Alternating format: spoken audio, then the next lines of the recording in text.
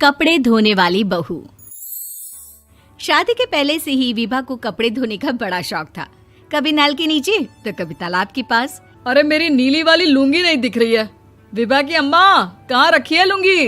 अरे वो तो विभा ने परसों ही धोकर रखी थी आपकी अलमारी में, देखो वहीं होगी। वो ना मैंने आज धो दी, मुझे लगा कि गंदी हो गई होगी। अरे कैसे गंदी हो गई थी? उसे तो मैंने पहना भी नहीं। हे भगवान, इस लड़की के कपड़े धोने की आदत से परेशान हो गया हूँ मैं। जितना तो घर में राशन नहीं आता, उससे कहीं ज्यादा डिटर्जेंट पाउडर का खर्चा है। इसकी शादी करवा दो, शादी जाए अपने घर में ही करे काम, फिर चाहे घर के कपड़े धोने हो या पूरे गांव के। हाँ ठीक बोल रही हो, देखता हूँ मैं कोई लड़का। वो दिन भी आ जाता है जब विभा को देखने लड़के वाले आ जाते हैं। लड़की मुझे अच्छी लगी। होने वाली सास कहती है, बेटी अगर कुछ पूछना है तो पूछ लो।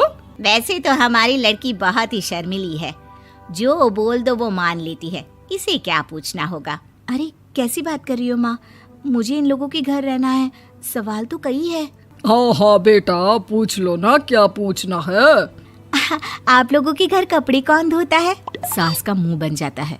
देखो, अगर तुम ये कहना चाहती हो कि तुम्हें कपड़े धोने नहीं आते तो सुन लो, कपड़े मैं ही धोती हूँ, लेकिन तुम्हारे आ जाने के बाद मैं रुमाल तक नहीं धोऊंगी। अरे चुप रहना भाग्यवान, बहू बेचारी घर आई नहीं, उसे डराना शुरू कर दिया।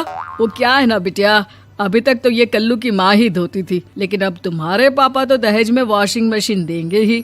तभी विभा की माँ बोल पड़ती है, सवाल भी पूछा तो क्या। वैसे भाई साहब, मशीन की तो फिर भी कपड़े धोने की कैपेसिटी होती है। मतलब जो बिटिया दे रहे हैं ना विभा, इसे कपड़े धोने का बहुत शौक है। ये आप लोगों के क्या, आस पड़ोस गांव मोहल्ले सबके कपड़े धो दे और उफ तक ना करे। बाहर देखा नहीं आपने कितने कपड़े सूख रहे हैं? सब हमारी बिटिया ने ही तो धोए हैं। बस भी करो ना माँ, शर्म आ रही इतनी तारीफ सुनकर। और तो और एक दाग निकाल कर दिखाओ तो मान जाओ। हाँ अच्छा, माफ करना बेटा, मैंने गलत समझा। हमें तो रिश्ता बहुत पसंद है। और ऐसे जुड़ जाता है रिश्ता कपड़े धोने का शौक रखने वाली विभा का। उसकी शादी हो जाती है कोयला फैक्ट्री में काम करने वाले कल्लू के साथ। शादी के बाद अचानक विभा चिल्लाती हुई सास के पास आती है। सासू माँ, अरे सासू माँ कहाँ है आप? ये तो धोखा है, धोखा दिया आप लोगों ने मुझे। इसे ससुर के चक्कर के बारे में पता चल गया। अरे तो उसमें तुझे क्यों धोखा मिला है? अरे नल में पानी नहीं आता, कपड़े कैसे कब धुलेंगे? अच्छा, तू पानी नहीं आ रहा उसकी बात कर रही है। तो आपने क्या सोचा? कुछ नहीं। अच्छा, तेरी माँ ने कहा था कि कपड़े धोने का शौक है तुझे, याद आया मुझे। शौक बोलकर कपड़े धोने वाले मेरे जुनून को कम ना आके सासू माँ, कपड़ा धोना मेरा गुरूर है।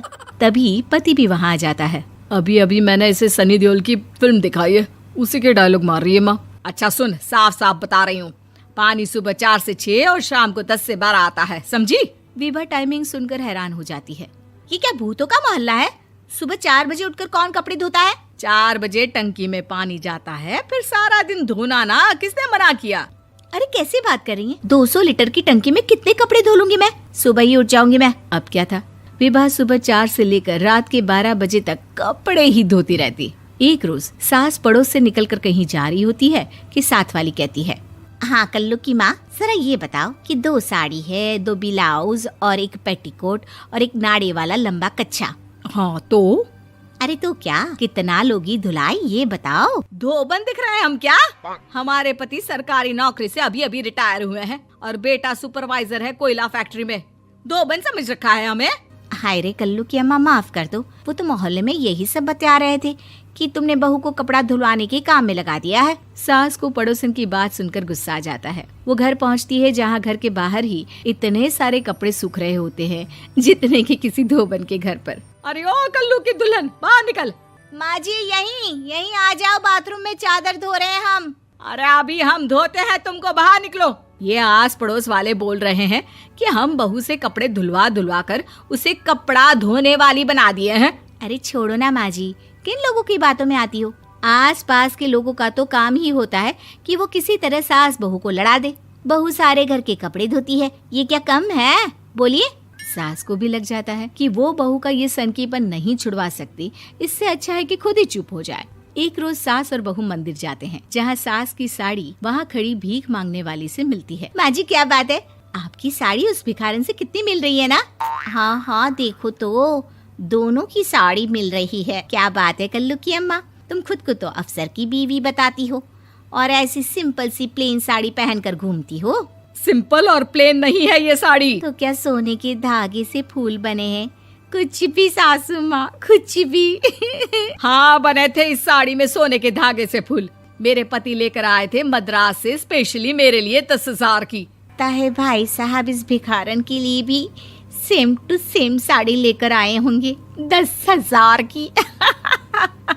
सास उस वक्त तो कुछ नहीं कहती, लेकिन बहू के साथ घर आती है और अलमारी से एल्बम निकाल कर लाती है। ये साड़ी देख रही है, ये वही साड़ी है जिसे मैंने अभी पहना था। इस साड़ी में ये जो चमकदार फूल दिख रहे हैं ना, ये सोने के धागों से काढ़े गए हैं। लेकिन तू लोकल वॉशिंग मशीन ब्रश से घिस घिस कर सारे फूलों को निकाल कर साड़ी प्लेन कर दी। मुझे माफ कर दीजिए सासू माँ। और तो और, जब मैंने तुझे तेरी गलती के लिए कुछ नहीं कहा, लेकिन तूने तो सबके सामने मेरा मजाक ही बना दिया। क्यों? बहू को समझ में आ जाता है कि अब से उसका कपड़े धोना बंद।